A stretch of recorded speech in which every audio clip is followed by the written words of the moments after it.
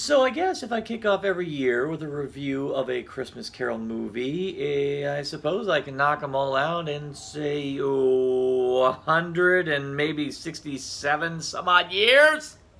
Anyone who thinks he hates Christmas is wrong. Go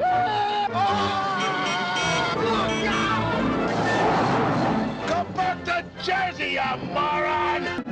It's ghosts he hates. I love that bit! I'm the ghost of Christmas present. See Bill Murray get Scrooged. Welcome back. It is Christmas time again, and it is Christmas time here on Narcotic Casserole. Now, as you all will recall, we did a series of Christmas reviews, and we kicked them off with a review of The Man Who Invented Christmas, a film about Charles Dickens when he decided to write A Christmas Carol. Wouldn't it be interesting to kick off every year with a random film adaptation of A Christmas Carol, considering there are loads of film adaptations of A Christmas Carol? Take a shot every time I say A Christmas Carol. But this time I'm not going to do the random element. This time I'm actually going to start with one of my favorite film adaptations of A Christmas Carol. This one, Scrooged, directed by Richard Donner and stars Bill Murray, Karen Allen, Bobcat Goldthwait, Robert Mitchum, John Glover, Carol Kane, amongst loads of other wonderful actors. This film tells the story of Frank Cross, well, let's face it, pretty much the douchiest TV network executive that you could ever come across. And believe you me, that's saying something. And his network, IBC, is going to film a live performance of Scrooge. Well, Christmas Carol.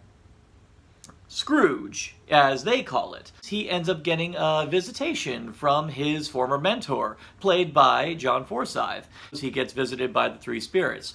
Now, you'd think that this would be a par for the course, by the numbers Christmas Carol adaptation, and to an extent you are right.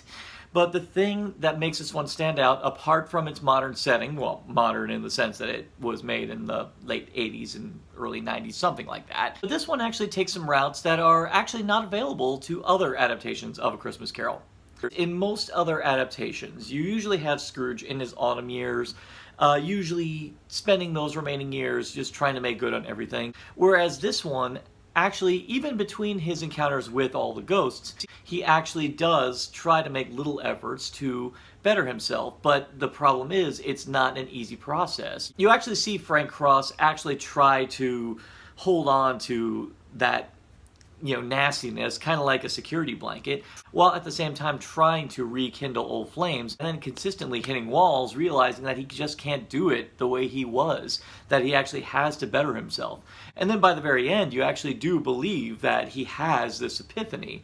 And to this one's credit, the ghosts in this one definitely give some pretty significant incentives.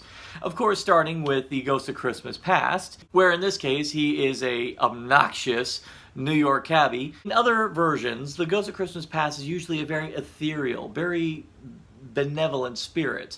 Whereas in this one has no problem saying that you sat on your ass and you're, in a very pathetic fashion, trying to live vicariously through all the characters that you watched through television, when in reality you were nothing but a slug. Sure, that got you where you are today by being madly obsessed with television, but it came at the cost of your humanity.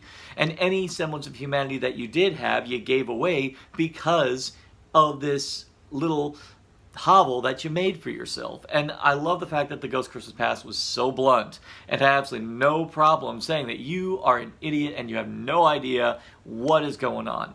And that's actually the kind of tone that all the ghosts take in this one. They're all blunt, and they all have no problem telling this guy, you're an idiot, and some communicate that differently than others. But then you have probably one of the best Ghost Christmas presents ever, and I'm not just saying that because it's Carol Kane, but because it's Carol Kane as the most physically abusive Ghost of Christmas present I've ever seen, where in order for her to transport him from one place to another usually consists of a good clock across the jaw, or a kick in the nuts, or a uppercut with a toaster.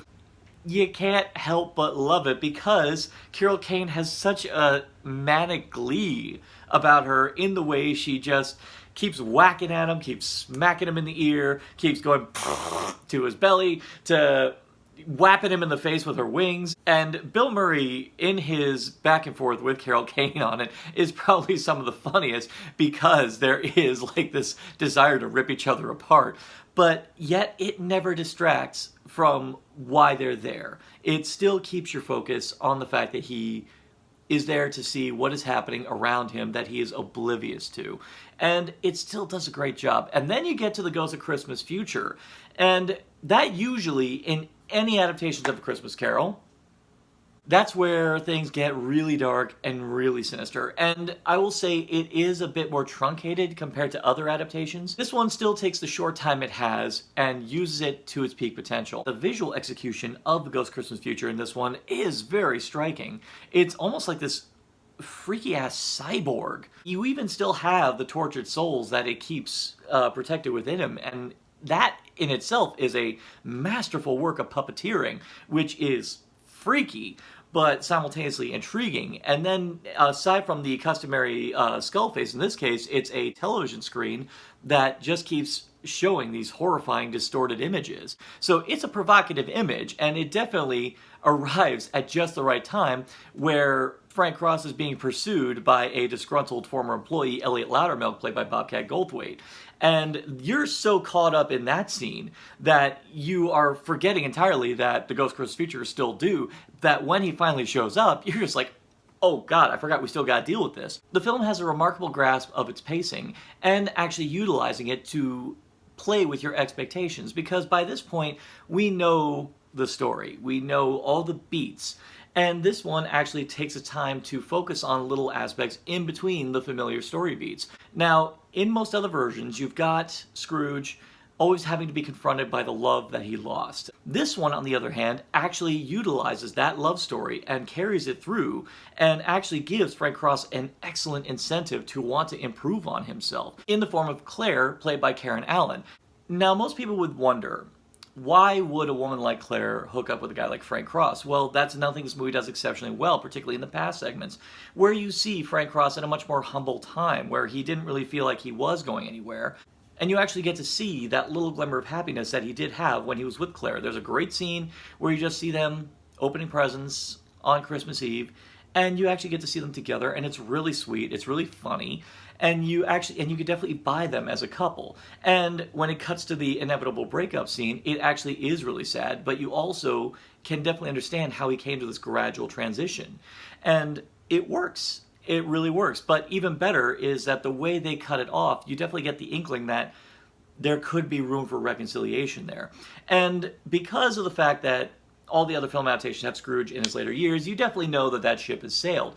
But because this is Bill Murray playing it, because it's a much younger person playing it, they actually want to give you a bit more hope to play with. This one actually builds up to it. Even though he's already going through this thing with the ghosts, it actually shows that even then he still has the potential to screw things up. And there's a great bit after his meeting with the Ghost of Christmas Past where he goes back to see Clara, tries to make good on it, tries to actually do better, but unfortunately he falls back into his old habits and ends up giving her a horrible piece of advice. And you think nothing of it until you see what she turns into in the future because of that advice. It reinforces the idea that our actions actually do have mammoth consequences, even if they seem so minor at that point. And you wouldn't think Clara would be so affected by what he says because she's so avid in her belief. And yet, you see her in the future, unfortunately, she stops being generous, just decides to be rich, self-absorbed, and it's sad. And to find out that this happened because of a fit of frustration, it's incredible. And it's little things like this that really push forward why Scrooge, on its own terms, is a truly singular adaptation of A Christmas Carol. I think the major reason why Bill Murray works so well as a Scrooge figure, I guess you could say a lot of it has to do with his reputation, because it is a known fact Bill Murray is not the easiest person to work with. Very few directors seem to gel with him. The only director I know who he'll do anything for because he loves working with him is Wes Anderson. Bill Murray is an incredibly talented person, and he has done so much good work over the years. And I think the reason why so many people, despite his reputation, want to work with him is because they know that if they can handle him, they can get something really special out of him. And I know there were difficulties working with Murray on this particular film. I think the final result speaks for itself because I think Bill Murray puts a lot of himself into this performance. Now, most of the time you usually heckle a performance, particularly when the actor doesn't really do much to act, when it's more just the actor playing himself in this character. But because this character just fits perfectly like a glove for Bill Murray, you really can't begrudge it. I look at this, I still look at Bill Murray in this movie, and I still see Frank Cross, even if it is loaded with Murrayisms. And oddly enough, I don't really care. This is one of those times where a role is tailor-made to an actor because the actor is the way they are. And I think that really works here. And Bill Murray does make for a great Christmas comedy leading man. And in this film adaptation of A Christmas Carol, I got no complaints. There's a whole slew of really funny, very small subplots. It even takes some great asides where you even have a very unfortunate encounter with a homeless person. And all of these little things definitely lead up to a finale where Frank Cross interrupts the show. And it's a very long sequence, but and in most other movies they'd say cut it down, cut it down, cut it down. But you don't want to. It's incredibly funny. It's absolutely genuine. And it's loads of fun because of all the madness that's happening around him, particularly with Bobcat Goldthwait with a shotgun in the up in the booth. And then you got Robert Mitchum freaking out because he's like, "Who put that moron on the air?" And John Glover getting all tied up and being made out with by the network censor. All this craziness in this last 10, 15 minutes, it never feels forced. It never feels fake. And it just feels like this excellent freeform way to resolve retelling of this story. And even better is that there's still great moments in there which get you choked up. Of course, you got the Tiny Tim figure in the form of Calvin. You see the idea that he could get better because of this outpouring of joy from Frank Cross. You get it and you feel it. And they do a great job drawing attention to this kid all the way throughout. So when it gets to that moment, it works. And then pair that next to Karen Allen showing up at the tail end, it's just wonderful. Now, I know a lot of people would prefer more traditional retellings of Christmas Carol, and I do myself. Sometimes I do enjoy a good traditional retelling, but deep down, this one is the one I actually do make a priority to watch every single year, and that is why I'm going to give it a perfect Narcotic Casserole rating of...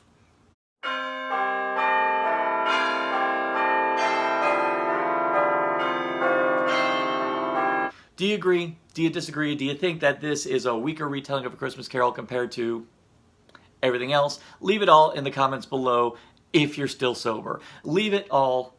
And for more festive content on Narcotic Casserole, simply like, share, subscribe, click. Thou shalt be served.